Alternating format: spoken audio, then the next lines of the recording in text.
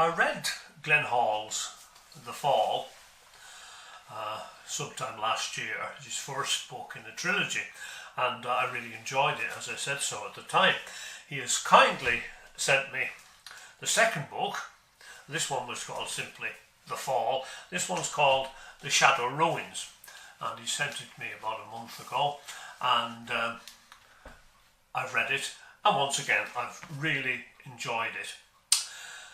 Now, what does an old man like me do enjoying a book which is not really targeted on me at all? It's for younger people. It's for teens, basically, girls and boys, or young men and young women, whichever way you want to put it. But once again, I really enjoyed it, and here's why. Because it's a fast-moving tale. I mean moving is the key, really, because the characters, all of them, the good, the bad and the indifferent, are always on the move. We're always changing locale, we're always going somewhere, having to change our mind, go somewhere else. So it's a constant journey. Journey is a terrible word to be using, so don't think of it in that metaphorical sense, because it's not some preachy book. They're on the way. In this case, they're on the way, but they don't quite manage it. I'm not giving anything away, to Holy Island. That's in Northumberland. The whole book is set in Northumberland. But it's not a Geordie book. Nobody says Diet Coke bet. It's about really the landscape and the darker histories of Northumberland.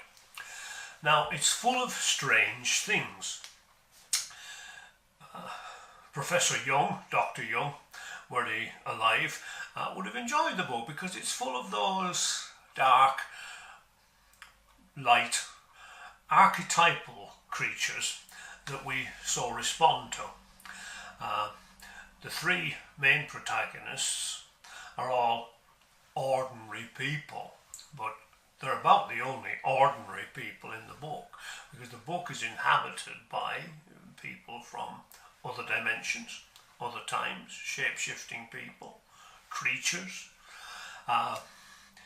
It's a book even where the landscape itself shifts.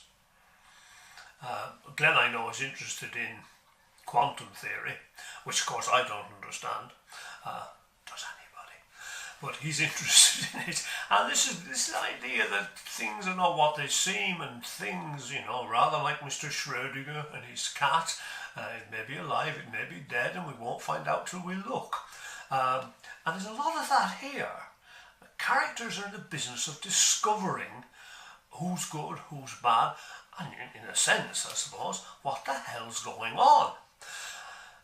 There's a girl, Emily, who is bright, sharp, feisty, to the point of downright aggression, and our friend Sam, who is typically adolescent. When I say that as a teacher, having taught adolescents, typically adolescent in that he doesn't quite know himself.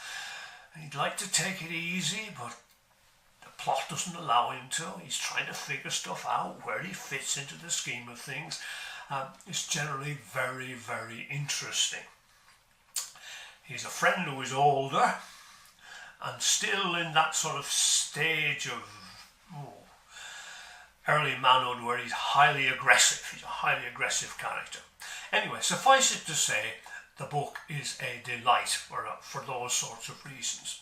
If you're into magic, shape-shifting, the seeming and the knowing, those sorts of thoughts, you will love this book.